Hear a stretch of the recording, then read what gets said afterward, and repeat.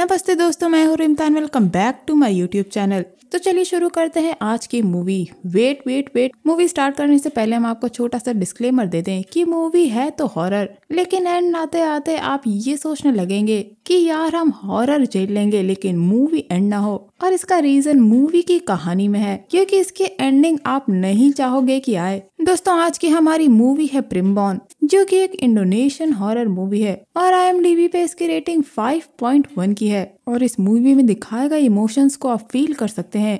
दोस्तों, मुझे ये मूवी काफी इमोशनल लगी एंड आई एम श्योर ये मूवी आपके इमोशंस को भी टच करने वाली है। So without wasting any time, let's get into the horror coaster ride of this movie. कहानी राना नाम की एक टीनेज लड़की से शुरू होती है, जो अपनी माँ की बर्थडे के लिए एक क्लिप रिकॉर्ड कर रही होती है। हम देखते हैं कि वो अपने माँ और पिता से परमिशन लेती है ताकि वो जंगल के अंदर जा सके, और बाकी के क्लिप वो अपने फ्रेंड जानू के साथ फॉरेस्ट में शूट कर रही थी। और अगले सीन में हम उसी दिन की शाम को देखते हैं, जहाँ राना की फैमिली और बाकी के गांव वाले राना को जंगल में ढूंढ रहे थे। मानो पूरा गांव इकट्ठा हो गया हो राना को ढूंढने के लिए, क्योंकि अब राना गायब थी और उसका फ्रेंड जानू उन्हें मिल जाता है, लेकिन राना नहीं मिलती। जिस वजह से घर के बड़े ये फैसला करते हैं कि राना अब मर चुकी है और उसके मरने के लिए तालिया रिचुअल करवाते हैं। लेकिन गांव वाले इस बात से हैरान थे कि आखिर उन्हें राना की बॉडी तो नहीं मिली, फिर भी उन्होंने ये रिचुअल करवा दिया। नूर, निंग और श्री उस घर की बड़ी हैं और राना के पिता बानियों की बड़ी बहनें हैं,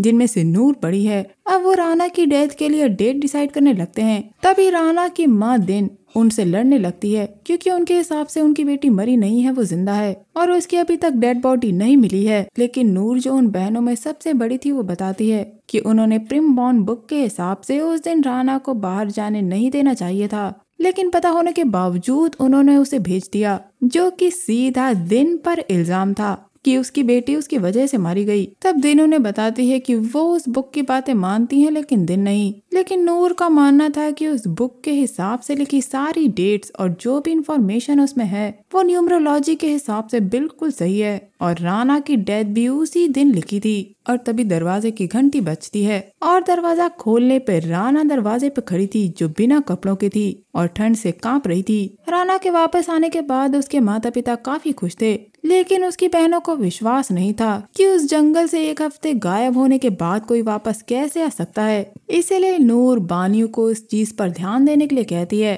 ताकि वो राना की हरकतों पे ध्यान रखे। और इसी पे बानियों की उनसे बहस हो जाती है, क्योंकि उसे इस बात की खुशी थी कि उसकी बेटी वापस आ गई है। लेकिन राना की छोटी बहन तारी राना में कुछ स्ट्रेंज बिहेवियर को देखती है, और ये भी कि राना अब काफी ज्यादा शांत है। जब राना बाथरूम में नहा रही होती है तो उसकी बहन तारी दरवाजे के नीचे से देखती है तो कोई नहीं था, और एकदम से राना दरवाजे के पीछे से झांकती है। ये देखकर तारी काफी डर जाती है, इसीलिए वो जाकर जानू से क्लैरिफाई करने की कोशिश करती है कि राना वापस आ गई है, लेकिन अभी तक जानू उससे मिलने क्यों नहीं आया। हालांकि हम जानू को काफी डरा हुआ देखते हैं और वो तारी को बताता है कि कोई भी 7 दिन के बाद उस जंगल से जिंदा वापस नहीं आ सकता है। और यहाँ तारी की कंफ्यूजन और भी ज्यादा बढ़ जाती है। अगले दिन नूर ये प्लान करती है कि वो चेक करेगी कि राना सच में इंसान है या नहीं, जिसके लिए निंग को कुछ फूलों को राना के कमरे में बेड के नीचे रखने थे, और अगर फूल एक दिन में सड़ गए तो मतलब राना इंसान नहीं है। और इसे करने के लिए निंग चुपचाप राना के घर पहुंचती है और राना के रूम में बेड के नीचे उन फूलों को रख देती है। उसी समय वहाँ राना आ जाती है और निंग को उसके बाल बनाने के लिए कहती है, क्योंकि निंग को राना के बाल बनाना पसंद था। लेकिन निंग काफी डरी हुई थी और उसके पास और कोई ऑप्शन भी नहीं था, इसीलिए वो उसके बाल बनाने लगती है। तभी वो उसके सिर में एक छेद देखती है जो बिल्कुल सड़ चुका था और उससे कुछ कीड़े खा रहे थे और उससे काफी स्मेल आ रही थी। ये देखकर निंग वहाँ से भाग जाती है। राना समझ चुकी थी कि निंग डर रही है और इसीलिए उसके चेहरे पे एक डरावनी हंसी थी। मूवी के अगले सीन में हम जानू को देखते हैं, जो लाइब्रेरी में पढ़ रहा था, और बचे हुए लोग भी वहाँ से चले जाते हैं और लाइब्रेरी खाली हो जाती है। तभी वहाँ राना आके उसे हॉन्ट करने लगती है, जिसके बाद हम ये देखते हैं कि रात में निंग और श्री को भी 2 ईविल स्पिरिट हॉन्ट करती हैं और श्री ऊपर हवा में उड़ जाती है और इधर निंग का कोई गला दबा रहा था। नूर निंग को संभालने आती है तो हम देखते हैं कि शीशे में उसकी परछाई वही बैठी होती है, जिसके कुछ पल बाद सब कुछ रुक जाता है और वो एक दूसरे को संभाल लेती हैं। अगले दिन श्री उन्हीं फूलों को लेने के लिए राना के रूम में जाती है, जहाँ उसे वो फूल सड़े हुए दिखते हैं, लेकिन राना उसे जाते वक्त वही प्लेट देती है जिसमें निंग फूल रख के लाई थी। और अब फूल एकदम ताज़ा थे। ये देखकर श्री हैरान थी और वो उस प्लेट को लेके बाहर चली जाती है और रास्ते में वो देखती है कि सारे फूल सड़े हुए थे। अब यहाँ सारे क्लू एक ही तरफ जा रहे थे कि राना असल में राना नहीं है। और यही बात श्री, नूर और निंग बानियों को समझाने की कोशिश करते हैं। दिन हमेशा एक ही शॉप पे जाके सामान लिया करती थी और जब वो अगले दिन उस शॉप पे सामान लेने के लिए जाती है तो गांव वाले भी उसे समझाते हैं कि वो एक बार चेक कर ले कि जो वापस आई है वो उसकी बेटी ही है या फिर कोई और। लेकिन दिन उन सब से लड़ जाती है क्योंकि उसे विश्वास था कि वो उसकी बेटी है। और एक माँ की ममता ये कैसे समझ ले कि उसकी बेटी मर चुकी है, क्योंकि राना उसकी आंखों के सामने घर वापस आई है। बानियों चाहता था कि राना को एक डॉक्टर चेक करे और अगले दिन डॉक्टर उसे चेक करने आता है। जब राना की पल्स और हार्ट बीट सुनाई नहीं दे रही थी तभी डॉक्टर राना के मुंह में कीड़े देखता है, जिससे वो डर जाता है और बाथरूम जाता है जहां राना उसे दिखती है। लेकिन जब वो बाहर आता है तो राना अपनी माँ के साथ बैठी थी। ये देखकर डॉक्टर हड़बड़ी में वहां से ये कह के चला जाता है कि राना एकदम ठीक है। इतना सब होने के बाद नूर वापस उनके घर आती है और उन्हें समझाती है कि वो राना नहीं है बल्कि कोई इविल स्पिरिट है। यही नहीं, उसके अलावा वहाँ और भी इविल स्पिरिट हैं और ये इविल स्पिरिट दूसरी इविल स्पिरिट्स को अट्रैक्ट कर रही है, जिस वजह से बाकी इविल स्पिरिट वहाँ आने वाली हैं। लेकिन दिन कुछ भी मानने को तैयार नहीं थी, इसीलिए वो नूर को काफी भला बुरा कहती है।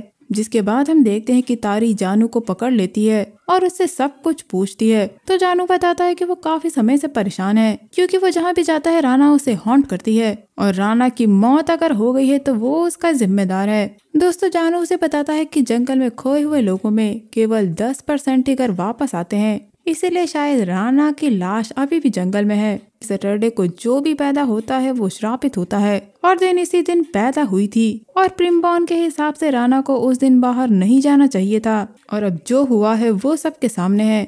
और अब तारी समझ जाती है कि राना मर चुकी है और जो घर में है वो असल में कुछ और है। ये सुनकर तारी खुद को रोक नहीं पाती और रोने लगती है। यहाँ वो अपनी बहन के साथ बिताए हुए सारे पलों को याद करती है, जिस बहन के साथ वो बचपन से रही। अब वो मर चुकी है। उसकी बहन अभी उसके साथ तो है लेकिन वो उसके साथ नहीं रह सकती। और ऐसा ही हाल दिन का था, जो ये समझना ही नहीं चाहती थी कि राना मर चुकी है और राना भी चुपचाप अपने परिवार के साथ रह रही थी। वो उन सबको डरा रही थी जो उसका सच बाहर लाने की कोशिश कर रहे थे, क्या प्रॉब्लम है, ताकि वो अपनी फैमिली के साथ रह सके।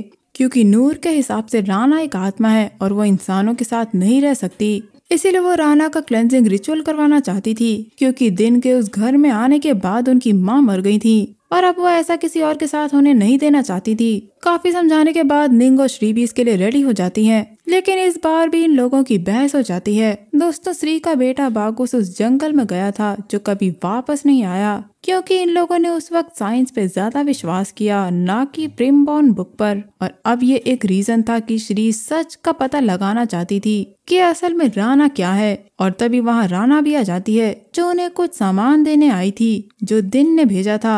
राना ये भी जानती थी कि वो क्लेंजिंग रिचुअल करवाने वाले हैं, इसीलिए वो नूर, निंग और श्री से रिचुअल करने के लिए हाँ कह देती है, जिससे उन्हें सच में पता चल जाएगा कि वो एक ह्यूमन है या नहीं। राना ऐसा करना नहीं चाहती थी, लेकिन उसके पास और कोई रास्ता नहीं था। रात में राना के घर आने के बाद वो तीनों भी उसके पीछे आ जाती हैं और वो दिन को फोर्स करती हैं कि वो राना यानी कि अपनी बेटी का क्लेंजिंग रिचुअल करवाए। ना तो दिन ऐसा चाहती थी और ना ही बानियों। वो तीनों उसे काफी खरी खोटी सुनाती हैं। वो दिन को श्रापित बोलती हैं, क्योंकि दोस्तों बानियों और दिन की लव मैरिज हुई थी और जिस दिन पर दिन पैदा हुई थी उस दिन की तारीख एक श्रापित तारीख थी और उस दिन बानियों की माँ की मौत हो गई थी। इसीलिए बानियों की फैमिली ने कभी भी दिन को एक्सेप्ट नहीं किया था और इनका मानना था कि इसी की वजह से ये आफत इन पे आई है। लेकिन काफी समझाने पर भी दिन नहीं मानती है और वो निंग से कहती है कि वो कभी भी समझ नहीं पाएगी कि दिन की उस फैमिली में क्या पोजीशन है, क्योंकि उसकी कभी शादी नहीं हुई और ना ही वो कभी माँ बनी। वही ये सब कुछ अंदर राना सुन रही थी और उसके पास तारी आती है जो सच्चाई जानती थी। अब राना उससे पूछती है कि क्या वो भी उससे डरती है। तभी तारी बिना कुछ कहे उसे गले लगाकर रोने लगती है और हम देखते हैं कि राना के शरीर का ग्लो खत्म हो गया था और वो एक डेड बॉडी की तरह दिख रही थी। अगले दिन ये लोग राना को उसके क्लेंजिंग रिचुअल के लिए तैयार करते हैं। वहीं दूसरी तरफ तारी और जानू जंगल में जाकर राना की डेड बॉडी को ढूंढने जाते हैं, क्योंकि रिचुअल के दौरान अगर खोए हुए इंसान की डेड बॉडी ढूंढी जाए तभी उसकी डेड बॉडी मिल सकती है। और यही एक जरिया है उसे वापस लाने के लिए। घर पर राना का रिचुअल स्टार्ट होता है। रिचुअल स्टार्ट होते ही वही होता है जिसका डर था।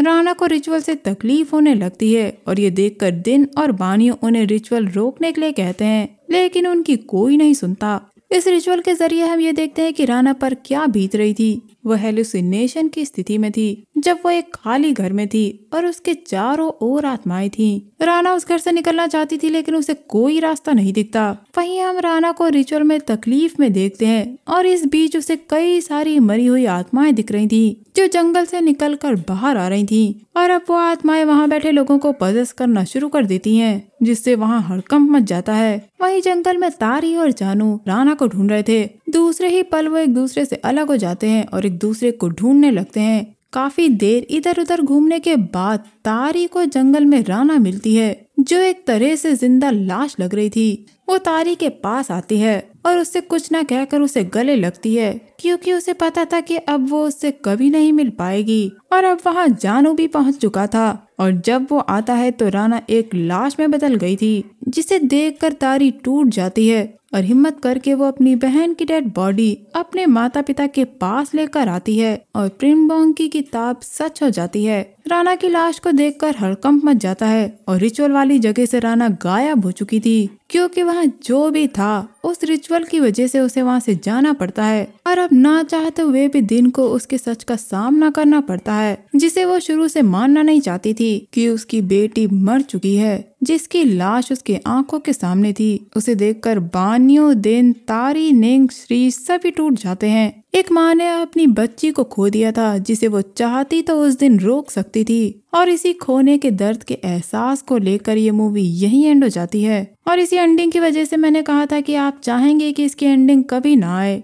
दोस्तों, अब आप सोच रहे होंगे कि जंगल से जो वापस आई थी वो राना थी या नहीं, तो इस मूवी में कुछ भी बताया नहीं गया है कि उस स्पिरिट का पर्पस क्या था। ना ही प्रिमबोर्न बुक की कोई कहानी बताई गई है। सिर्फ इतना बताया गया है कि ये न्यूमरोलॉजी पे बेस्ड है। राना तहलील के दिन के वक्त घर लौटी थी, यानी वो दिन जब गॉड को मरे हुए लोगों के पाप को माफ करना है। हालांकि इस मूवी में हमने देखा कि राना की जगह आई स्पिरिट ने किसी को भी हार्म नहीं किया, वो सिर्फ उन्हें डरा रही थी जो उनका सच बाहर लाना चाहते थे। दोस्तों, इस मूवी में कोई भी इंफॉर्मेशन या फिर एक्सप्लेनेशन नहीं दिया गया है कि आखिर उस जंगल में क्या हुआ और राना कैसे गायब हो गई। हो सकता है कि जानू ने उसे वहाँ छोड़ दिया हो या फिर उसने वहाँ कुछ किया हो जिस वजह से राना नहीं लौटी और जानू राना के हॉन्ट करने से पहले ही डरा हुआ था। तो क्या जानू सुपरस्टिशियस था या उसे पता था कि राना मर चुकी है? इस मूवी में एक बात और गौर करने वाली है कि जब तारी को राना की बॉडी मिली थी तो उसने कपड़े पहने हुए थे, जबकि राना जब जंगल से वापस लौटती है तो उसने कुछ भी नहीं पहना हुआ था। इसका एक मतलब ये हो सकता है कि आत्माएं कपड़े नहीं पहनती, लेकिन इस बात का संकेत भी हो सकता है कि जंगल में उसके साथ क्या हुआ। दूसरा रीजन ये भी हो सकता है कि वो राना की ही स्पिरिट थी जो अपनी फैमिली से बहुत प्यार करती थी, इसीलिए वो लौट आई और वो शायद जानू को इसीलिए हॉन्ट कर रही थी क्योंकि उसकी वजह से उसकी मौत हुई थी। राना शायद एक आत्मा थी लेकिन उसके पास कोई भी पावर्स नहीं थी, वो सिर्फ लोगों को फॉलो और उन्हें डरा सकती थी। इसमें एक थ्योरी ये भी हो सकती है कि कभी कुछ भी सुपरनैचुरल नहीं घटा और राना असलियत में घर वापस आ गई थी, जिसके बाद वो ट्रॉमा की वजह से शायद शांत रहने लगी क्योंकि उसकी आंट को ही राना के सर में कीड़े दिखे थे और अजीब सी स्मेल आई थी, जबकि किसी को भी उसके आसपास ऐसा कुछ भी महसूस नहीं हुआ क्योंकि एक सीन में हमने देखा कि राना की नाक से खून निकल रहा था और आत्मा का कभी खून नहीं निकलता। हो सकता है निंग और श्री को कुछ हेल्थ इश्यूज रहे हों जिन्हें उन्होंने आत्माओं के हमले के रूप में पेश करने की कोशिश की। हमने देखा था कि रिचुअल के दौरान राना को काफी दर्द हो रहा था, शायद जिस वजह से वो जंगल की तरफ भाग गई हो और अंत में उसने अपनी बहन के हाथों में दम तोड़ दिया क्योंकि हमने ये नहीं देखा कि रिचुअल और तारिका अपनी बहन को जंगल के ढूंढने के बीच में क्या हुआ। तो दोस्तों, इसकी एंडिंग ओपन एंडेड है और इससे कई थ्योरीज निकलती हैं। आप मुझे बताइएगा कि आपके हिसाब से कौन सी थ्योरी सही है। तो दोस्तों, ये था मेरा movie explanation Indonesian horror movie Primborn को लेकर। उम्मीद करती हूँ आपको ये वीडियो एक्सप्लेनेशन पसंद आया होगा। अगर आपको मेरा वीडियो पसंद आया तो मेरे चैनल को लाइक, शेयर और सब्सक्राइब किए बिना मत जाइएगा। मैं मिलूंगी आपसे अगले वीडियो में, तब तक के लिए अपना बहुत ख्याल रखिए। Stay safe, keep hunting, lots of love.